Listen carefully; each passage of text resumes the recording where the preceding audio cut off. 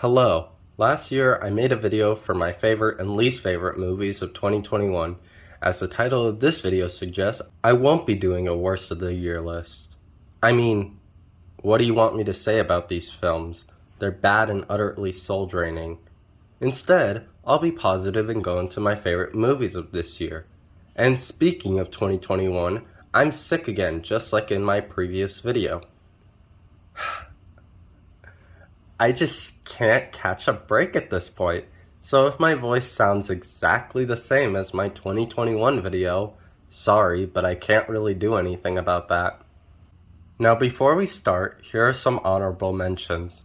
Funny Pages, Guillermo del Toro's Pinocchio, Scream 5, X, Wendell and Wild, The Batman, 3000 Years of Longing, Black Panther 2, Wakanda Forever, the Bob's Burgers movie, Turning Red, The Menu, The Fallout, Jackass 4.5, Puss in Boots and The Last Wish.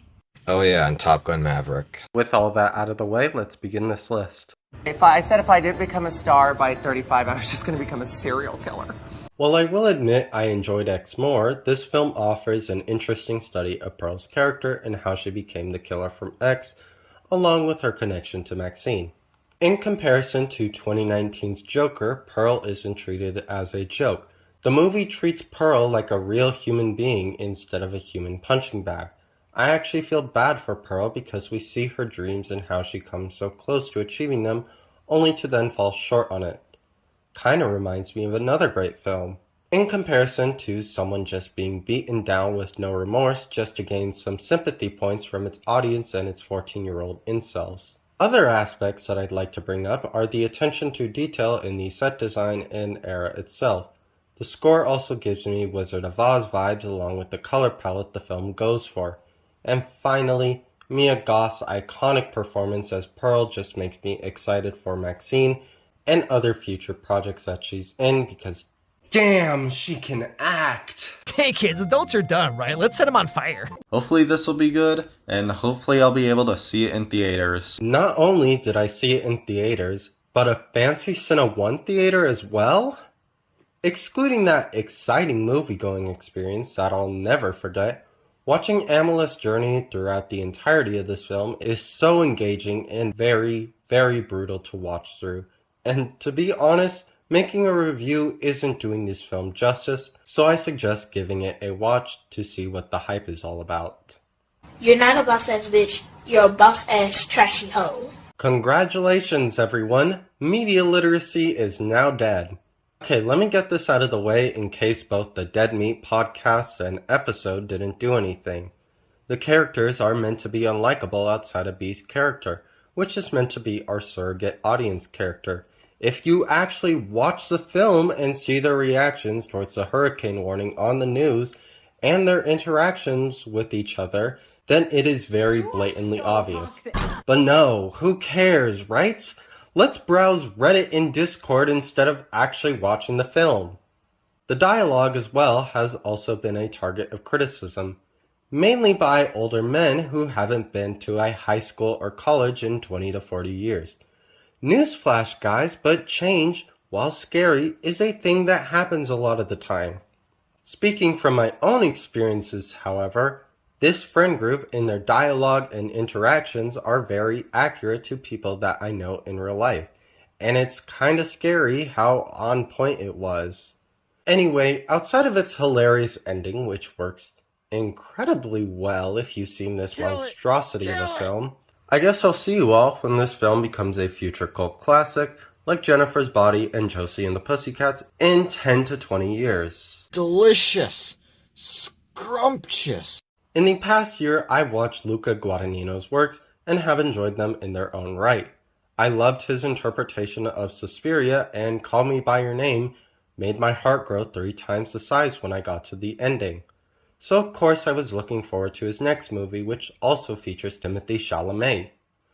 And lo and behold, he makes a cannibal love story that also managed to make me a sobbing mess when I finished it. Why is this cannibal love story a better love story than these 3 films? And even if you can see that ending coming, damn, it still hurts. From the great performances from its two lead stars, to the soothing ambient score, to the terrifying sound design where it makes eating flesh sound like chewing on some fried chicken, Bones and All has really solidified itself as my favorite Guadagnino film so far, and I'm excited to see what he'll do next in his career. I'm a fucking star! The whole world is gonna know my name! I already made a review for this, like most of the films on this list, so here it is. Pause if you want to read it.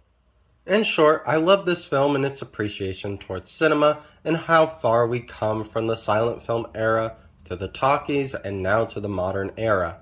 And my love for this film is further expanded upon due to the stuff that I learned in my film class being present in this film as well. But why the fuck did this film flop? Outside of him, maybe, this is the same director behind Whiplash and La La Land.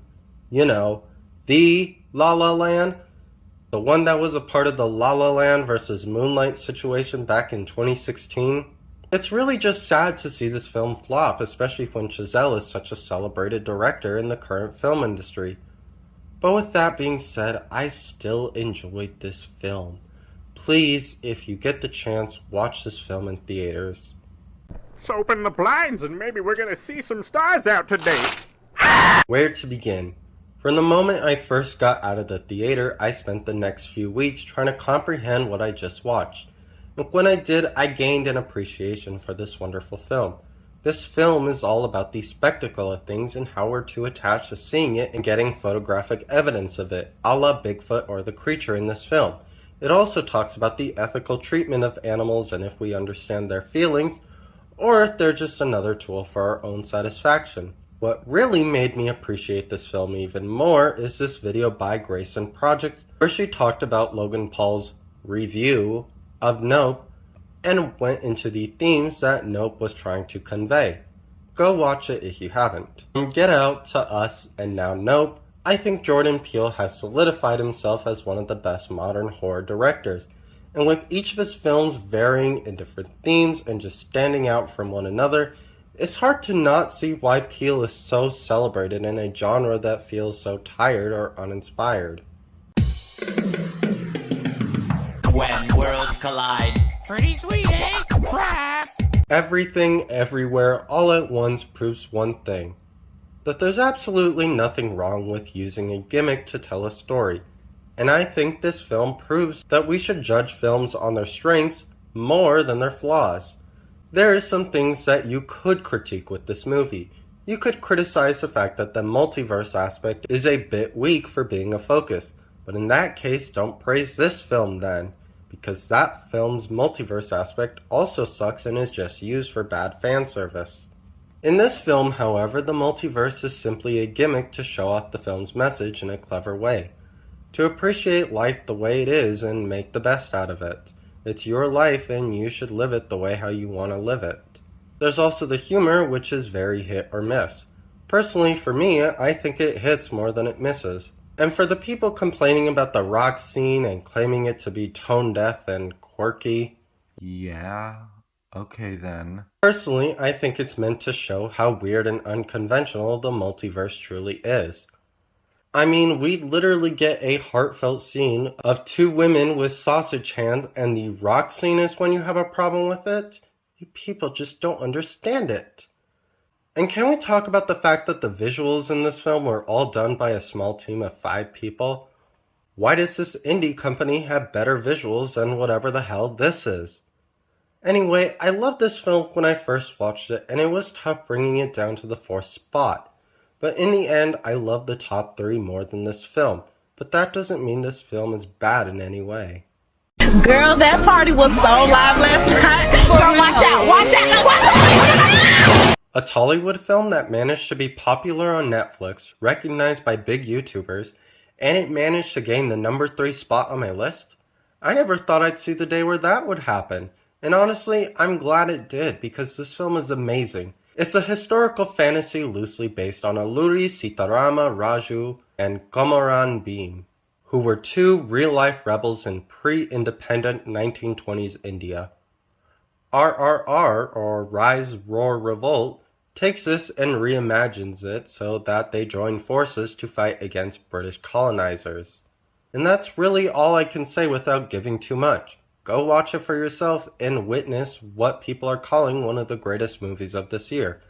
And if it isn't a 5-star movie yet, wait till the motorcycle scene at the end. That's all I'll say.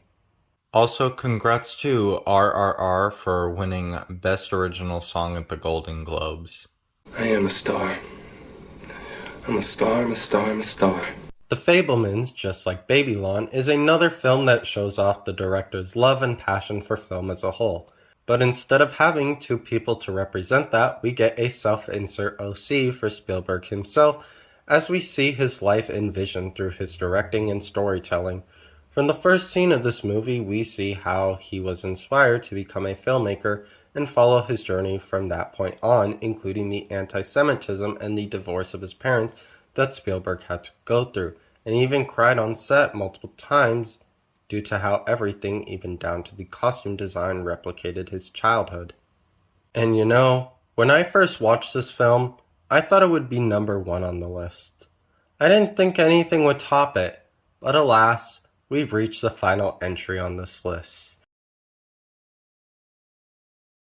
Stop making me have gay thoughts, Playboy Cardi. I look at men and I feel weird. This movie is so fucking good. This is like a cool uncle if he was a movie. Although it took me a while to warm up to the Jackass movies, I'm honestly glad I watched all these films, because this was one of the best cinema experiences I've had in a longer time and gave me a better appreciation for these films as a whole. And even though it isn't really as good as the other films on this list, damn, I still love it. And that's really it. There will be a link in the description down below if you're interested in everything that I watched this year. Anyway, I'll see you in another video. Happy New Year's.